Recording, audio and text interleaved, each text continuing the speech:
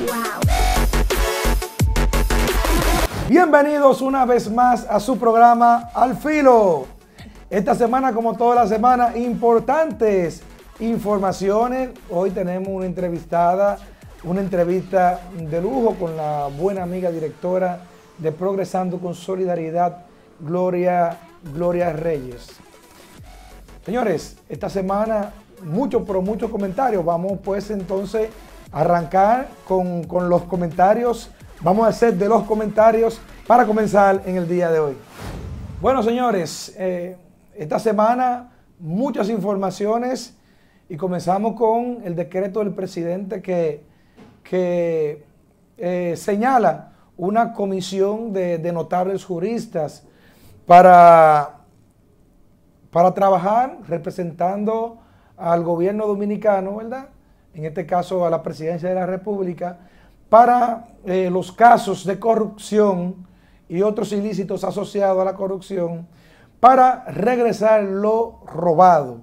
Esa es la palabra expresa que ha utilizado desde la presidencia. Miren, este es un tema que nos llama mucho a la atención y yo que entiendo que todo lo que tenga que ver con la lucha contra la corrupción, contra la impunidad, en favor de la transparencia. En el caso nuestro, aunque tengamos simpatías en otros partidos políticos, pues aplaudimos cualquier acción que vaya en favor de la transparencia y contra la corrupción. Lo que anuncios como de este tipo nos llaman mucho la atención de que encuentran contraposición en la teoría y en los hechos. Y les voy a decir por qué. Miren, señores. El gobierno este año redujo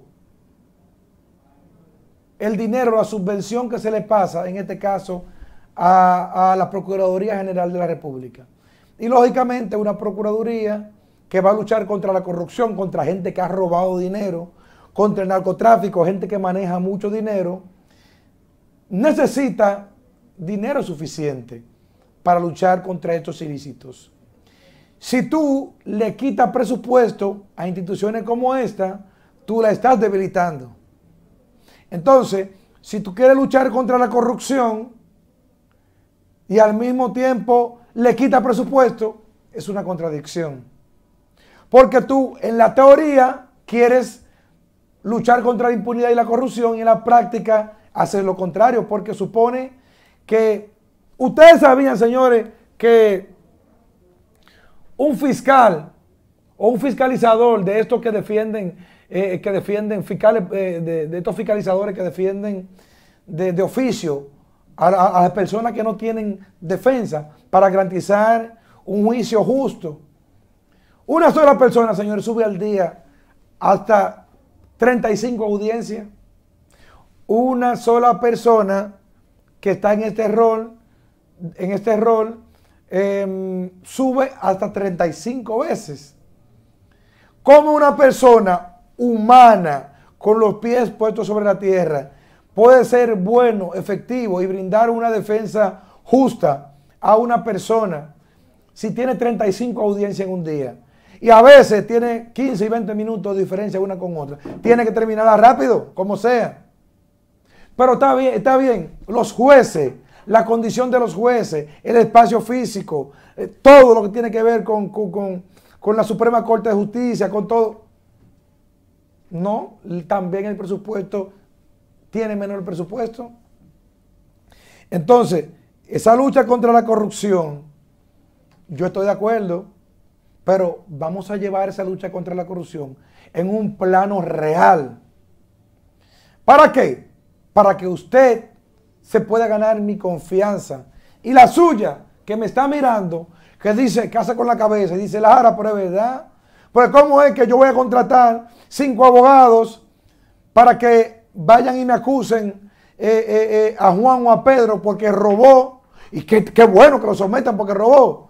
Pero ¿y por qué yo no fortalezco e inyecto ese capital a la Procuraduría para que forme mejor sus abogados, para que sigan luchando contra la justicia? ¿Por qué tengo que hacer algo especial cuando tengo aquí algo que es muy bueno? Miren, señores, el Ministerio Público Dominicano es muy bueno. Y déjense de cuento, el Ministerio Público es el mismo cuando Leonel, cuando Danilo, es el mismo Ministerio Público, no hay ninguna diferencia. Aquí la diferencia podría ser las intenciones.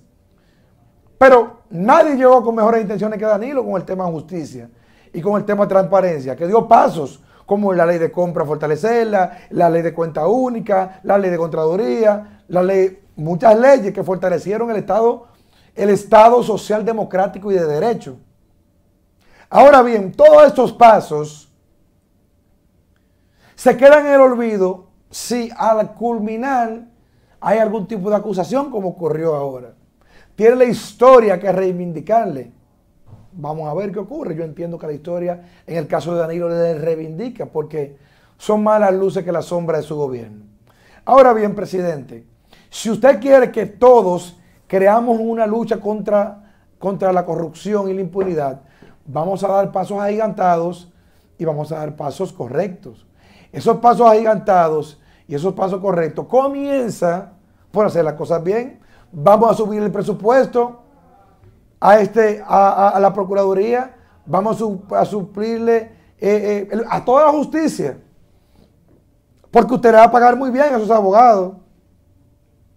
Cuando en el sistema de justicia hay gente pasando hambre y trabajo, que tienen más de 15 años, bueno, justamente 12 años sin un aumento general, Bueno, entonces yo estoy de acuerdo con la lucha contra la corrupción, no importa el nombre. Lo que yo no quiero es que sea segmentada. Los ladrones que estaban en el gobierno de Leonel también tienen que ir presos. Los de Danilo, que fue lo que fueron, también deben de ir presos. Lo de Hipólito también, todos. Por ahí, como dice el cuento de la monja, es a todos, es a todas. Wow.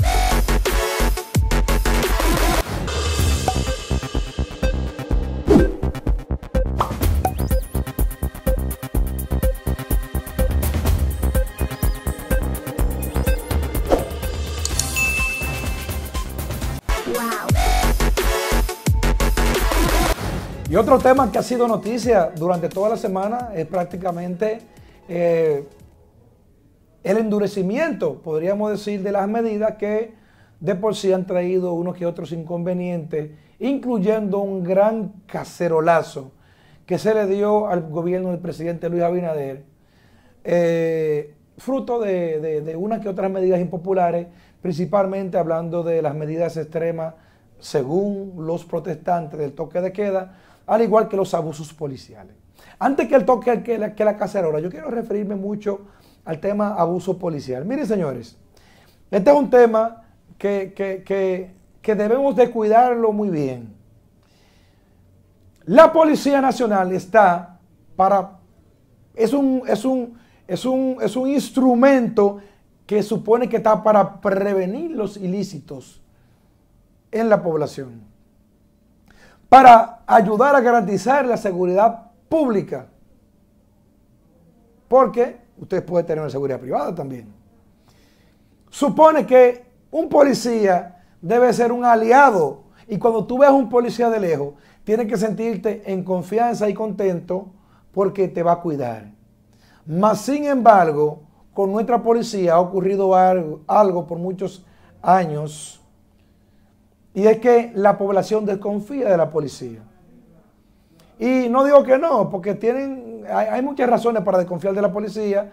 Una policía que no está bien educada, que no está bien instruida, que no es bien pagada, no recibe el pago adecuado, por lo cual una persona seria, cuando va a estudiar, no va a ser policía, va a estudiar otra carrera de la cual pueda vivir dignamente.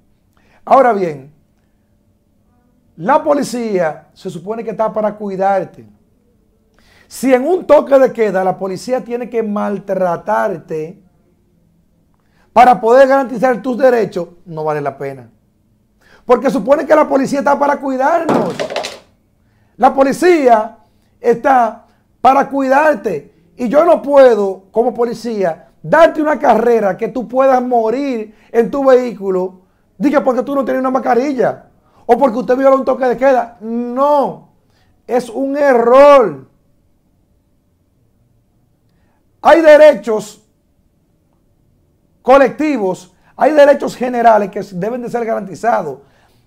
Porque una persona viola un toque de queda, no estoy diciendo que nadie debe violarlo, pero tú no puedes ponerle como pago que tú lo maltrates, que tú le golpees. No importa lo que está haciendo, que tenga, no importa, no. El trato debe ser otro, el cuidado debe ser otro. Y ahí es que ha fallado el gobierno del presidente Abinader. Porque las medidas que están hoy son las mismas que estaban desde que Danilo la impuso en marzo del año pasado. Son las mismas medidas y no teníamos este nivel de crítica. Ahora bien, no se habían reflejado estos niveles de abusos policiales que estamos viendo en el día de hoy. Ustedes lo están viendo en pantalla, lo han visto varias veces los abusos policiales. No es posible tener todos estos abusos policiales. La policía está para cuidar a la población. ¿Y cómo tú vas a decir que una persona, porque va con una mascarilla, porque no tiene una mascarilla, tú le vas a dar golpes? No es posible. Todavía inclusive el apresamiento es un tema que hay hasta que discutir. Porque si yo te voy a apresar para que no te enfermes de COVID, porque irrespetaste y hay que cuidar la salud colectiva, cuando yo pongo 1.200 personas en un pabellón, como están haciendo, ¿qué estoy haciendo yo? Entonces, miren, la verdad que como dice, todo esto de la pandemia es prueba-error. Y muchas cosas no han resultado. Lo que no resulta, hay que reformularlo.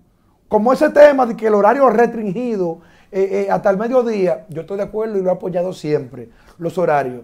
Pero hay que revisarlo porque las pymes, que son las que tienen mayor movilidad los fines de semana, bares, salones, restaurantes, están asfixiados, se están asfixiando por completo. Entonces todo eso provocó lo que ustedes están viendo en pantalla ahora, señores.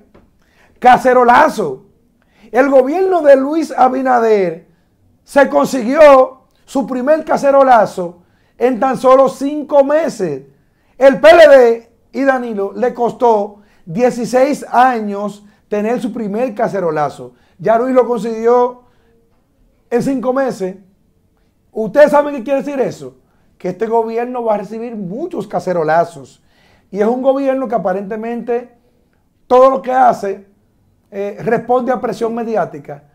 Yo entiendo que un gobierno, un presidente no debe gobernar en función de la presión mediática, porque las masas no siempre saben lo que quieren. Las masas no siempre saben qué es lo correcto. Los líderes están para eso, para llevar el barco por la rienda correcta. Y al final la gente lo entiende. ¿Ustedes se imaginan la ciudad capital hoy sin un metro? Fuera un caos. Somos un caos como quiera, pero fuera extremo. ¿Ustedes se imaginan la capital sin la 27 de febrero? Sin los elevados. Y bueno, recuerden que el metro tuvo oposición. Es más, el PRM que hoy gobierna se opuso tajantemente al metro y decía que era una obra innecesaria. Los elevados y los túneles y elevados decían que con eso no se come, con túneles y elevados. Mas, sin embargo, ¿ustedes se imaginan hoy la ciudad capital sin túneles y sin elevados? Entonces, la verdad es que tenemos que revisarnos. Yo creo que si queremos construir un mejor país, debemos de sincerizarnos. Abinader, te ganaste tu cacerolazo en tan solo 5 meses. Wow.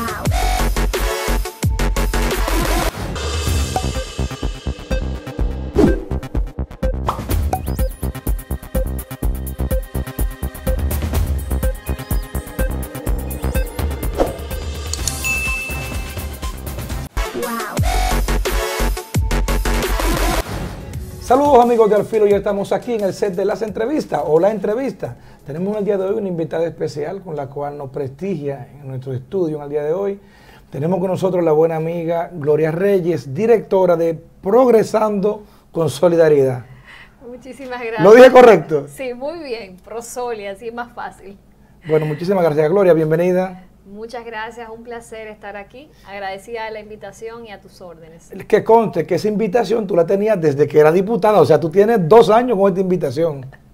No me expongas así, pero No, estamos en plena campaña. Para que la televidencia de Al Filo sepa que era una invitación vieja que cumpliendo compromisos asumidos un ya. compromiso anterior. Gloria, ¿cómo anda todo? ¿Cómo va progresando con solidaridad? ¿Cómo anda todo esto ya saliendo de un proceso bien tortuoso de las Navidades? Háblame, ¿cómo anda eso? Sí, la verdad que estamos trabajando de manera muy ardua. Este año nos inició con una motivación muy importante de parte del presidente, con el anuncio de la extensión del programa Quédate en Casa en el primer cuatrimestre del año, que sabes que es parte de las responsabilidades que nos toca desde Prosoli, y desde el 4 de enero estamos muy activos organizando todo lo que es la planificación del año, y además ya con este nuevo esquema del desmonte de Quédate en Casa y el nuevo programa que anunciamos, Supérate, pues ahí en ese proceso de identificación de las familias que se van a incluir, las 200.000 familias que ya el presidente se había comprometido a incluirlas en el nuevo programa de la doble, que es ahora Supérate, y también identificando las oportunidades de colaboración con otras entidades tanto públicas como privadas para el fortalecimiento de los programas. Como el enfoque que tiene Prosoli está muy vinculado una pregunta, o sea, fue un anuncio de campaña el tema de la tarjeta La Doble. Correcto. Entonces, esa promesa de campaña que era La Doble ya no se llamará La Doble, sí, sino Supérate. Claro, Supérate es el nombre de la tarjeta o del programa, pero es la misma población, es el mismo criterio del proyecto que se presentó en campaña de La Doble. El doble del monto de Comer es Primero, que anteriormente eran 825 pesos y que ahora será duplicado a 1.650 el programa fijo de ayuda a las familias más pobres para el tema de la alimentación. O sea, se duplicó, solo que en el nombre de La Doble era un nombre electoral, era un nombre de campaña que hacía alusión a duplicar el monto Correcto. de la ayuda social, y que ahora pues la hemos enmarcado en este programa mucho más integral, que no solo va a procurar la transferencia económica, sino crear las capacidades en las personas para su inclusión productiva, que eso es el enfoque que se ha querido reforzar. ¿Y a qué se le llama, a qué ustedes se refieren cuando hablan de inclusión productiva? Claro, eso es lo que ha querido reforzar la misma estrategia de gobierno, que es una estrategia amplia, no solo para nuestra institución, sino que es parte de las metas del presidente de la creación de nuevos empleos. Entonces la inclusión productiva va por un lado en lo que sería la vinculación al mercado laboral de las personas que son parte del programa, y por otro lado el incentivo y el apoyo para la creación de emprendimientos, pequeños negocios, micronegocios por parte de los beneficiarios de los programas de ayuda del gobierno. Entonces, definiendo con mucho más claridad y con una ruta de trabajo, la intervención a estas familias cuando entras al programa, y mediante cuáles indicadores ya no necesitarías estar dentro de las ayudas. La idea es que la población beneficiaria sepa que la ayuda es una ayuda temporal y que en un plazo de tiempo, mediante una serie de mecanismos que vamos a acompañar a la familia, ya no tendrá que recibir esta ayuda. Ese es el propósito. Lo que está diciendo suena muy interesante, porque es un reclamo de la población de que los programas de asistencia social, no solamente en este país, sí, claro, en toda parte del mundo prácticamente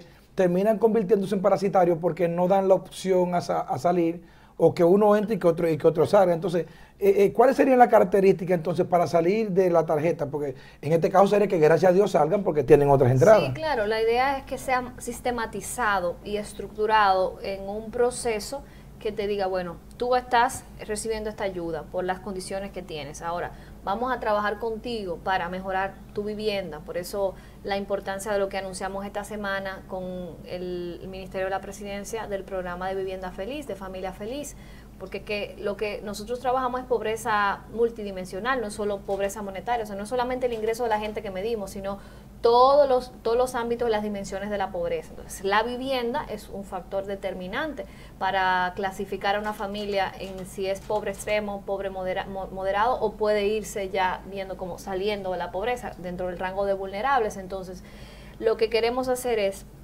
identificar la familia y ver cuáles son las necesidades y cuáles son los puntos de mejora para que salga de esa condición.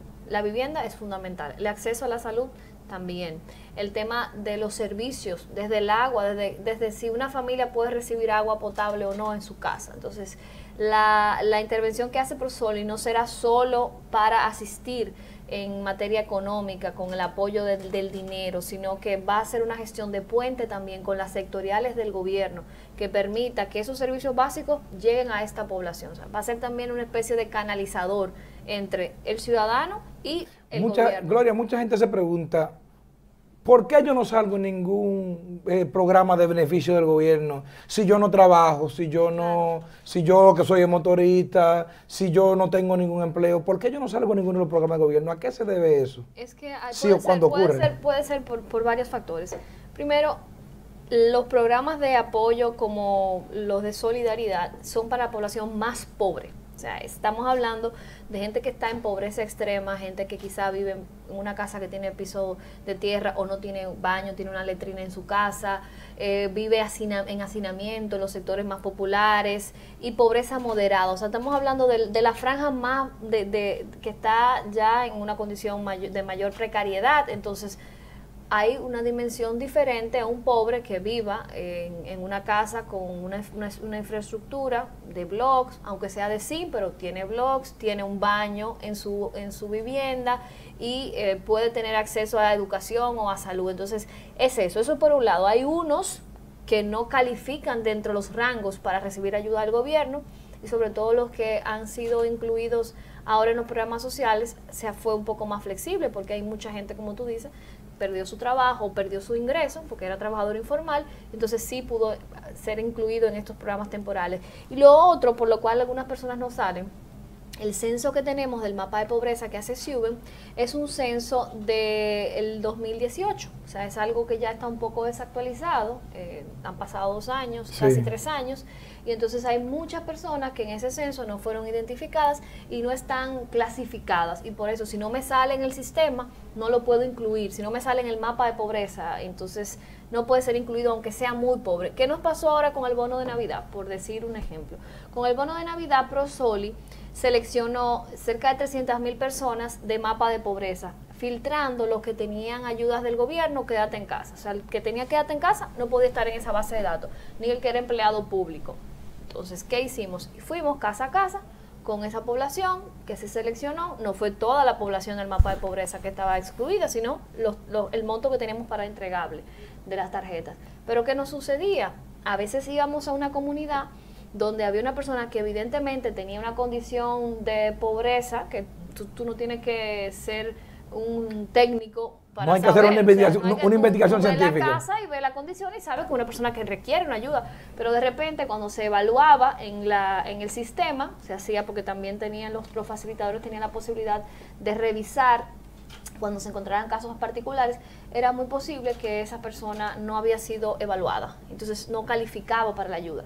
Y eso lo estamos trabajando para este año, porque SIUBEN va a iniciar una reevaluación de las familias. Entonces ahí muchas de las personas que hoy no pueden optar por esta ayuda podrían ser incluidas en los apoyos que tiene el gobierno, en este caso del nuevo programa Supérate, que sería a partir de mayo que entraría. O sea, es importante también aprovechar el espacio, Félix, para como decía ya, recalcar un poco y ser muy específico, que Quédate en Casa se amplió, pero que viene con otra modalidad.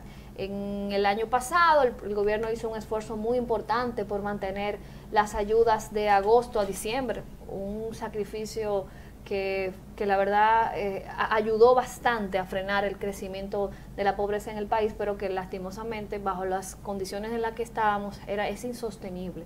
Y por eso ahora el Quédate en Casa, que inicia un desmonte en enero, comienza con 3.000 pesos en vez de los 5.000 que teníamos, y en vez de 2 depósitos va a ser un depósito, o sea, una sola transferencia al mes. Qué bueno que la gente sepa eso. Hay personas que, como tienen sus problemas resueltos, no le importa y creen que 800 pesos, 1.000, 2.000 o 3.000 pesos que se dan desde el gobierno, que eso no es cuarto, que eso es disparate, muchos dicen. Ahora bien, si esos programas sociales no existieran hoy en la República Dominicana, ¿cuál tú crees que sería el impacto del crecimiento de la pobreza extrema, que es la más vulnerable? Vamos a dar un ejemplo de lo que pasó este año. de acuerdo al último informe del Ministerio de Economía y Planificación, la pobreza antes de la pandemia estaba cerca de un 20-21%. La extrema. Sí, la pobreza monetaria, Okay. que es lo que se mide de ingresos, la pobreza monetaria. Y con la pandemia incrementó a un 27%. Sin los programas sociales, esto habría aumentado 8 puntos más. O sea, los programas sociales frenaron en 8 puntos el crecimiento de la pobreza monetaria en la República Dominicana. O sea, que más de 1 millón de personas no pasaron a ser pobres por los sustentos económicos. Los subsidios que se implementaron en este año por la pandemia. O sea, esa es una cifra muy importante. Es mucha gente que habría entrado en un estado de vulnerabilidad sin los apoyos. Y esto no solo en República Dominicana, sino en el mundo. O sea, en este momento, sobre todo en este contexto, es donde más se ha valorado la importancia de estas transferencias económicas que hacen los gobiernos para contener la pobreza. Ahora, ¿qué es lo que estamos apelando fuera de la situación de la pandemia? Porque evidentemente esto es una situación que estaremos monitoreando día a día. Aquí estamos aprendiendo todo, cómo gestionar una crisis sanitaria que nunca antes la habíamos visto. Entonces, el programa está extendido hasta abril, pero si en su momento hay que revisar esta medida, entiendo que el gobierno tendrá que revisarlas también, porque esto es a diario. En noviembre teníamos una idea de que la situación estaba controlada y en diciembre tuvimos que rectificar y tomar medidas de mayor restricción por la salud y la protección de la gente, que es lo prioritario. Hemos visto varios economistas hacer análisis referente a que esos programas sociales le cuestan de 1.000, 10.000 millones de pesos al gobierno y que son insostenibles. ¿Son insostenibles esos programas? Bueno, evidentemente son insostenibles, pero la prioridad es la gente y la salud de la gente y la alimentación de la gente. O sea, si cualquier gobierno del mundo tendrá que priorizar en estos programas si la pandemia continúa, porque lo más importante es la paz social para un gobierno, para un Estado. Y si la gente no tiene comida, ¿qué pasa? Pues ya sabemos lo que pasa. Entonces eso yo creo que es un punto que está muy claro. O sea, todos los gobiernos tendrán que priorizar ante esta situación hasta que sea posible, porque ya nadie está obligado a lo imposible. Si llega un momento que es insostenible realmente, pues Dios nos ayude y que nos proteja, ¿verdad? Lo que sí estamos apelando, y es la esperanza, y es con el ánimo que el gobierno ha iniciado este año, que las cosas van a mejorar, que vamos a seguir impulsando la reactivación de la economía. Esta semana el presidente estuvo en la inauguración de unas zonas francas. O sea, hay un sentimiento y un deseo de la gente de que las cosas se normalicen. Incluso vemos con los reclamos por el toque de queda. O sea, la gente quiere trabajar, la gente quiere reactivar la dinámica económica de los negocios. Entonces, el deseo está, el ánimo está. Evidentemente, tenemos que tomar las medidas de protección, tener la prudencia de vida. Lamentablemente, las fiestas navideñas nos perjudicaron mucho porque los contagios principales se hicieron en las familias. La gente, cuando llega a un ambiente de confianza, cree que el COVID ya no está ahí en esa casa, y entonces todo el mundo flexibiliza, se quita las mascarillas, se comienza a acercar mucho. Entonces ahí los resultados de esa situación lo estamos viviendo ahora. Por eso el gobierno tuvo que, como dijo el presidente, no queremos hacer esto, pero no hay opción. Tuvo que restringir los fines de semana de final de año y los que hemos tenido ahora en enero para tratar de contener el incremento de los contagios en la República Gloria, Dominicana. vemos a través de los años hemos visto muchos halagos a los programas sociales, pero también siempre ha tenido críticas. Cuando estaba el PLD, los PRMistas decían que de la tarjeta Solidaridad o las ayudas solamente se le daban a los PLDistas, pero ahora los PLDistas dicen que las ayudas sociales solamente se le dan a los PRMistas. ¿Existe un criterio de segregación para entregar ayudas? No, mira, yo te voy a decir algo. No pueden decir en este caso que se le dan a los PRMistas. Nosotros hemos incluido muy pocas personas, nuevas personas, a los programas de apoyo del gobierno. O sea, las personas que reciben Quédate en Casa son las mismas personas desde que inició el programa Quédate en Casa. Las inclusiones nuevas que hemos hecho nosotros, te puedo citar: hemos incluido personas por redes sociales que nos llegan muchos casos que nos escriben por Twitter de situaciones, personas que están con discapacidad, madres solteras que nos llegan referencias, son casos especiales. Hemos incluido artistas del Ministerio de Cultura que estamos hablando casi cerca de 2.000, entre los que son del Patrimonio Inmaterial de la Humanidad, los congos de Villamella, los Guloya de San Pedro, o sea, esa población de artistas. Pero eso no se dice, eso no se ha dicho públicamente, porque... Se ha dicho, pero como lo que genera morbo son otras cosas, quizás no le han dado la relevancia, la importancia, pero el Ministerio de Cultura lo anunció, desde el mes de diciembre están recibiendo el apoyo de Quédate en Casa. Todos estos para los Rosarios, 5.000 pesos no es nada, pero para los Buloya de Villamella es mucho dinero. Sí, Perdón, ellos se sienten bien con eso, me refiero. Sí, claro, y fue así, fue un acto de verdad muy simbólico para ellos, porque ellos decían que nadie les había tomado en cuenta, y este apoyo es un auxilio ante una situación, porque son artistas que están en pobreza, la mayoría, esa es la realidad, o sea, representan el movimiento cultural del país en diferentes áreas, en el área de la música, del canto, muchos de ellos también artistas plásticos que están organizados y están bajo también la supervisión del Ministerio de Cultura, y esos han sido los especiales. Por ejemplo, en La Vega, a los maestros careteros y sastres del Carnaval de La Vega se incluyó en el programa Quédate en Casa de manera especial. O sea, las inclusiones han sido así, simplemente, o sea, muy pocas inclusiones se han hecho. Ahora sí pretendemos incluir en el programa Para Supérate parte importante de las personas que llenaron los formularios de la doble en la campaña, porque evidentemente ese fue el compromiso que hizo el presidente con esas personas, y ahí eso está todo el que se le llenó un formulario Gloria, casa a casa. Gloria, en esta semana vimos una encuesta reciente que le da una puntuación de 84% de aceptación al presidente Luis Abinader, pero a la vez en las redes sociales hemos visto muchas críticas versadas por toque de queda y otros temas de reclamo nacional.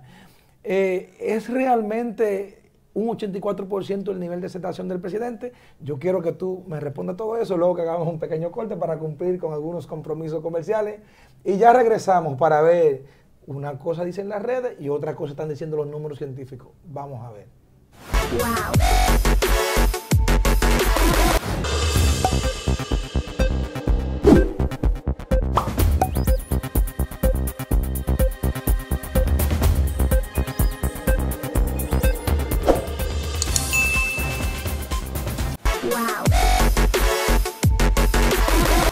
Regresamos. Antes de irnos a la pausa, Gloria, 84% de aceptación según encuesta científica, pero en las redes sociales prácticamente el presidente tiene el rancho ardiendo. ¿Cuál de las dos es la realidad? Bueno, hay que diferenciar. Una cosa es la popularidad y aceptación del gobierno en sentido general, y otra cosa es quizás la reacción ante una medida particular. Esa no es una medida simpática, y eso lo sabemos. Evidentemente nadie quiere estar en su casa trancado. Si fuera por nosotros estaríamos haciendo nuestra actividad normal. No serán bien recibidas por muchos sectores.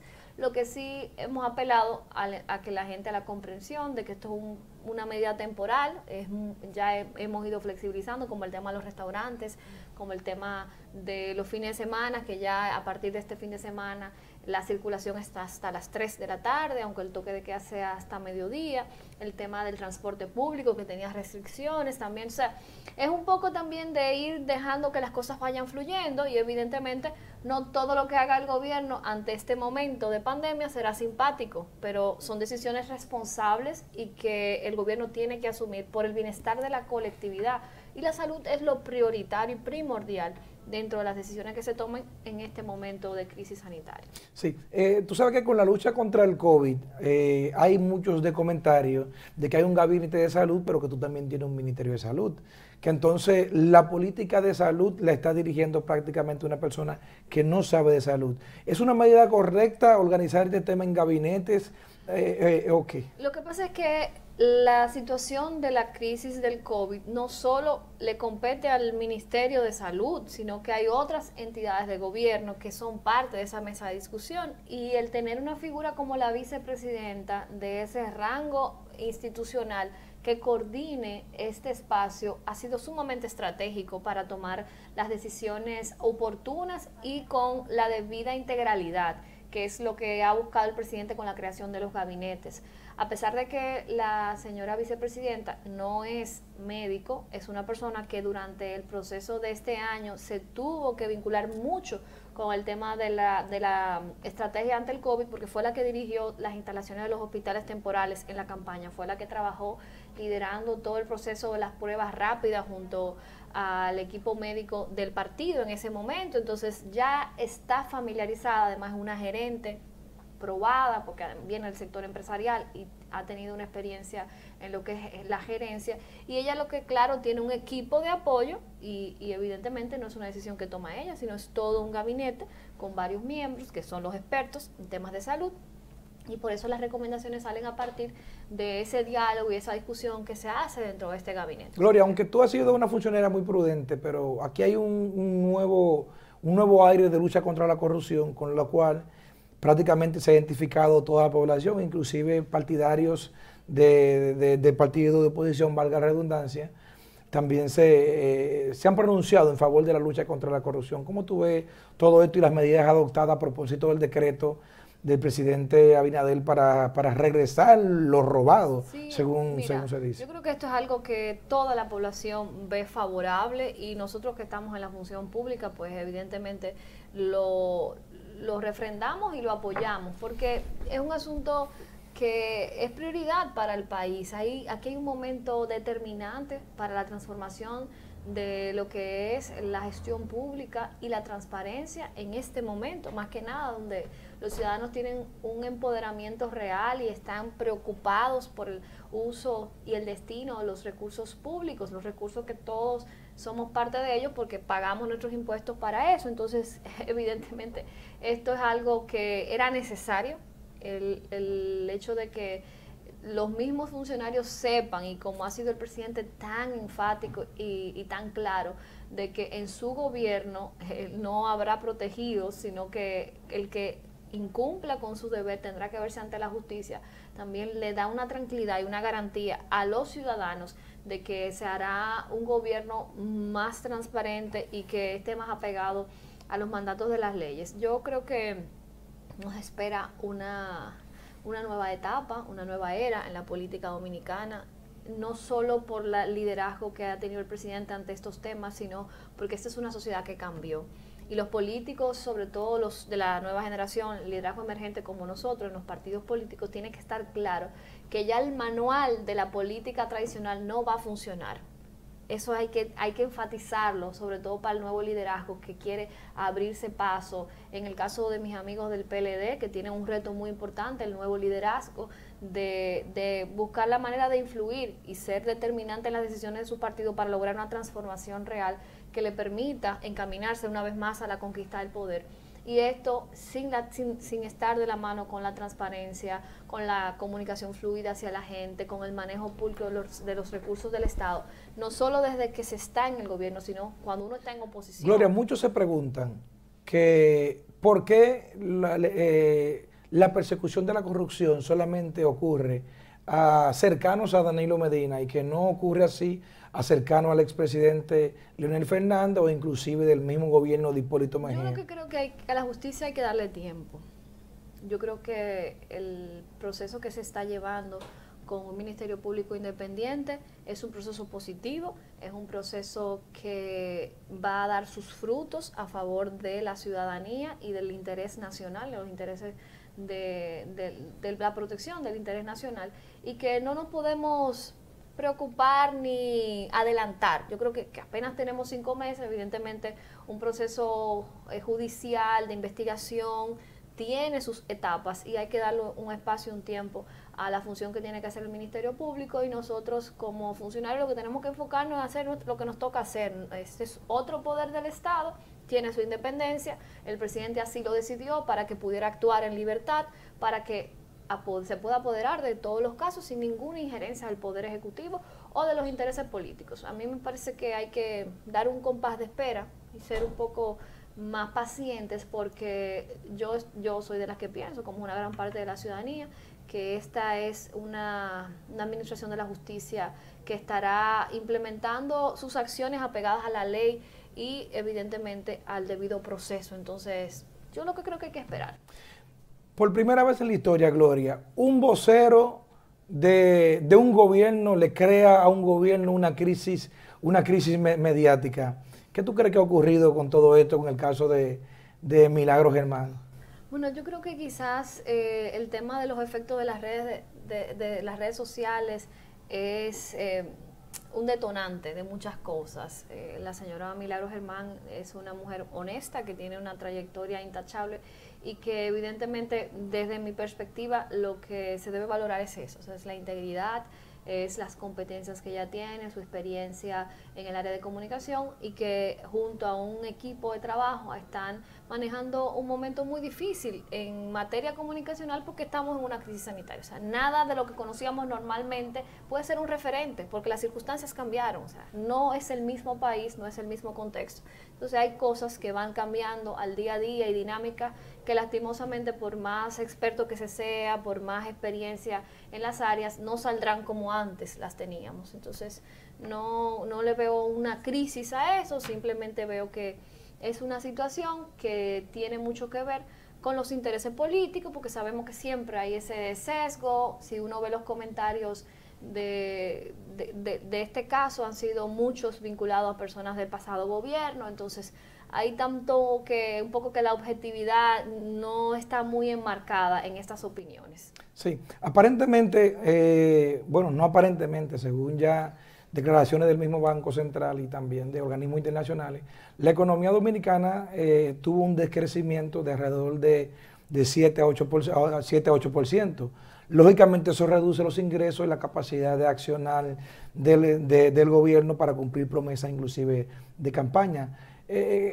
¿Cuál sería la perspectiva del gobierno de Luis Abinader ahora, ya este año que resta, con una economía debilitada como la tenemos hoy? Bueno, mira, el gobierno está apostando mucho a la alianza público-privada. Evidentemente tenemos un presupuesto igual al presupuesto del año pasado, o sea, no dentro de lo que se nos presente como opciones de incrementar o realizar acciones específicas, tendrá por un lado que basarse mucho en el ahorro, en ahorrar y en reducir gastos, pero también el cerrar las brechas de la corrupción. Eso ha ayudado a ahorrar un dinero importante para este año, pero también en las oportunidades de alianza público-privada, por ejemplo, lo que se ha anunciado esta semana de este fideicomiso para la construcción de 60.000 viviendas en los próximos 4 años. Esto va a ser en gran medida con dinero privado. O sea, ¿En qué consiste se va eso? a construir, el programa Vivienda Felices son una serie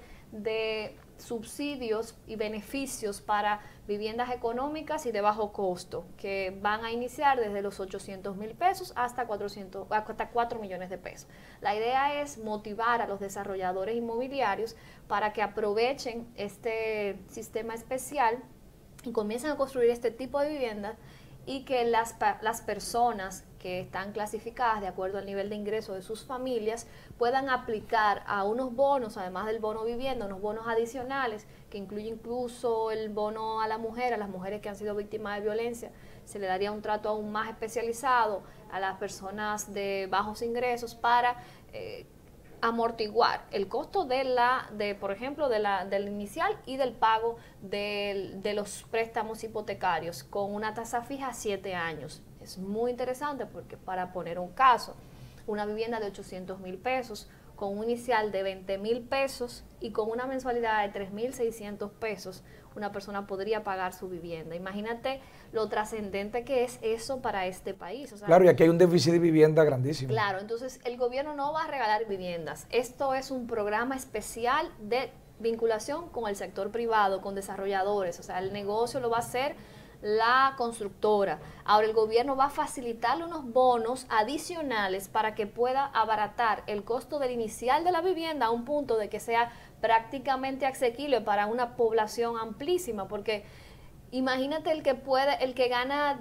qué sé yo, menos de 20.000 pesos, que pueda juntar en un año 20.000 pesos para un inicial de una vivienda. O sea, eso estamos hablando de algo transformador. Tú pagar el inicial de tu vivienda con 20.000 pesos y que entonces tu mensualidad sea 3.600 pesos. O sea, claro, estas no son las viviendas sociales de donación, que estas las va a manejar el Ministerio el de la Vivienda en su momento, que es el INVI, Pero esta es una línea especial, sobre todo también para la clase media, media baja, que la pareja joven que recién se casa, ¿cómo hace para adquirir una vivienda? O sea, que tú tengas el apoyo del gobierno, la flexibilidad para recibir una ayuda real que te permita verdaderamente adquirir una vivienda, porque hoy tú tienes el bono para la vivienda de bajo costo, pero ¿quién puede reunir? Nadie te lo garantiza. No, pero ¿cómo tú puedes reunir, por ejemplo, el 20% de una vivienda de 2 millones de pesos? ¿Cómo tú lo reúnes? Una pareja que gane menos de 50 mil pesos o de 40 mil pesos no tiene forma. Es imposible. Entonces, lo que se quiere hacer es de manera mucho más real y práctica que estas familias sí puedan adquirir una vivienda que sea vinculada a su realidad social. O sea, si tú ganas 20 mil pesos, tú nunca vas a juntar, tiene que durar 10 años para juntar 400 mil pesos por un inicial, pero tú puedes juntar 20 mil. Hasta eso es un lío, porque aquí hay gente que se va en yola y paga, no sé ahora cuánto costará, pero uno seguro 50 mil pesos un viaje en yola. Lo mismo que por un negocio. Entonces, lo buscan. si tú puedes buscar eso, claro, tú haces un esfuerzo. Evidentemente, esto no va a ser para toda la población pobre, sino va a estar segmentada. Entonces, por ejemplo, ese es uno de lo que refleja. O sea, tú vas a construir 60 mil viviendas, pero ¿cuánto le va a costar al gobierno? Quizás unos 200 millones de pesos, 200 millones para el tema de los bonos y los subsidios. Entonces, ahí está ahí yo diría que estaría la clave para que el gobierno pueda ampliar las intervenciones, las construcciones de los megapuertos que se quieren hacer, el monorriel, será necesariamente con la alianza público-privada, porque los recursos son limitados y evidentemente este no es un presupuesto que nos va a permitir salir ampliamente con todas las propuestas. Gloria, que tienen. finalmente, el gobierno del PLD duró 16 años y dicen, o se dicen los medios de comunicación y redes sociales, que le costó 16 años conseguir su primer cacerolazo, pero que el gobierno de Abinader lo ha logrado conseguir en 5 meses. ¿Qué opinión te merece? Bueno, yo creo que los cacerolazos son una expresión de la gente y qué bueno que los ciudadanos se expresen ante un reclamo de algo que consideran injusto, y de eso se trata la democracia. Y esta es la manera en la que los gobiernos tienen un freno y se dan cuenta de que tienen que reflexionar sobre cualquier medida. Y como dije hace un rato, esta es una medida impopular, la del toque de queda. A nadie le gusta el toque de queda, lamentablemente, pero es una medida que nos toca. No tenemos otra opción, porque aunque sea algo odioso, incómodo, pone de manifiesto que hay que proteger y priorizar en la salud. Así que esos cacerolazos son importantes que se den, porque es la manera en que los gobiernos van a tener un termómetro de lo que piensa su población. O sea, yo no lo veo mal, creo que refleja que esta es una sociedad que ha cambiado, como decía al inicio, es una sociedad mucho más consciente, más autónoma, que tiene mayor empoderamiento, y eso es lo que queremos. Y por lo menos yo sé que esa es la visión del presidente, que esta sea una ciudadanía activa, que opine, que genere debates y que critique. Qué bueno que critiquen, porque las críticas nos van a ayudar a hacer mejor nuestra gestión de gobierno. Gloria, muchísimas gracias. Para nosotros un placer tenerte con nosotros. Muchas gracias y un fuerte abrazo, un excelente año a toda la gente que nos sigue. A ustedes no se vayan, quédense con nosotros. Hacemos una pequeña pausa y ya regresamos con la parte final del programa. Wow.